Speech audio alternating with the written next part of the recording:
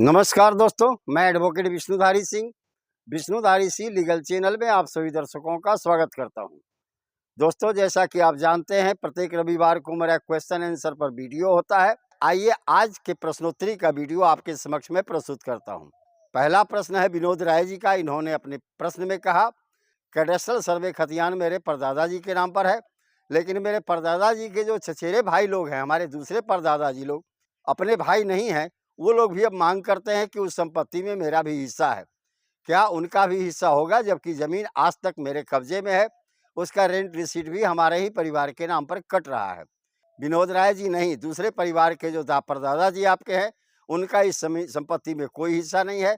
चूंकि कैडेस्ट्रल सर्वे खतियान जब बन रहा था, उस समय जितने भाइयों का जन्म हो चुका था, सभी भाइयों का नाम खतियान पर चढ़ा दिया गया था।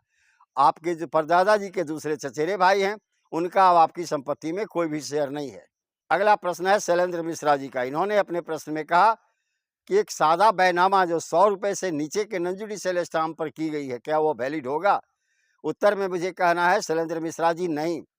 ट्रांसफर ऑफ प्रॉपर्टी एक्ट के अनुसार कम से कम अस्थायी संपत्ति के ट्रांसफर के लिए 100 रुपए से ऊपर का नॉन जुडिशियल स्टाम्प चाहिए। 100 रुपए के किसी भी तरह के नॉन जुडिशियल स्टाम्प पर किसी भी तरह का, चाहे सादा हो या रजिस्टर्ड हो, सेल्डिड या बैनामा एग्जीक्यूट नहीं किया जा सकता। अगला प्रश्न है साहब यादव जी का। इन्होंने अपने प्रश्न में कहा कि मेरे दादी को उसके नहरा से अपने हिस्से में संपत्ति प्राप्त हुई थी, अपने भाइयों से बांट करके।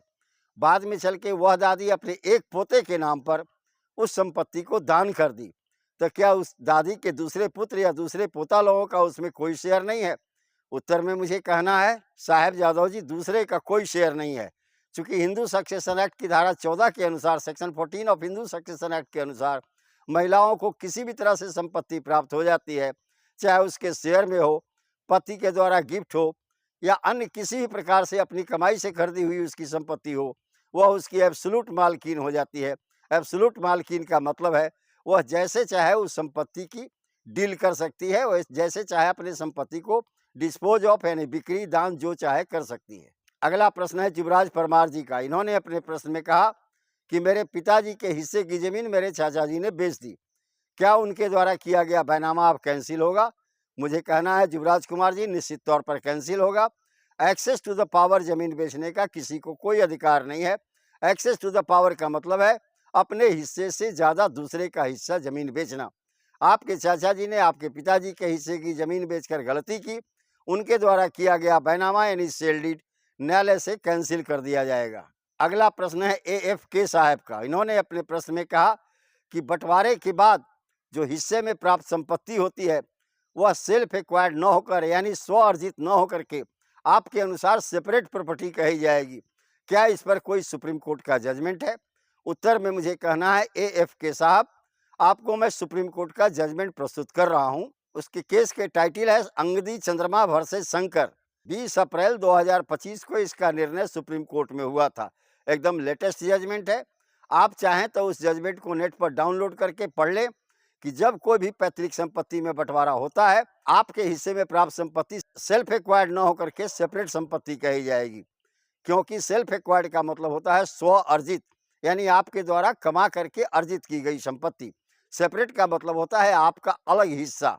अगला प्रश्न है रशीद अहमद साहब का। इन्होंने अपने प्रश्न में कहा कि मेरे पत्नी के नाम पर उत्तराखंड के काशीपुर में 100 गज जमीन की रजिस्टर्ड प्लॉट है, क्या अपने पत्नी से मैं उस संपत्ति पर पावर ऑफ अटर्नी ले सकता हूं? मैं गढ़वाल उत्तराखंड में निवास करता हूं, ताकि पावर ऑफ अटर्नी लेकर के हम उस संपत्ति को बेच सकें।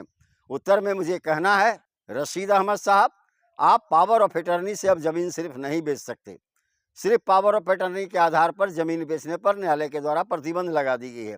उसके लिए आपको पत्नी से पावर ऑफ अटर्नी के साथ साथ एग्रीमेंट टू सेल लेना होगा। हाँ, आप अपने पत्नी से power of attorney agreement to sell ले सकते हैं, चाहे आप कहीं भी निवास करते हो। अगर पत्नी आपके साथ है तब। अगर पत्नी आपके साथ नहीं है, आपकी इच्छा के विरुद्ध हो, तो अपनी इच्छा के विरुद्ध वो पावर ऑफ अटर्नी अगर आप उससे लेते हैं, वह अवैध मानी जाएगी। तो धन्यवाद दोस्तों। अब विशेष अगले वीडियो में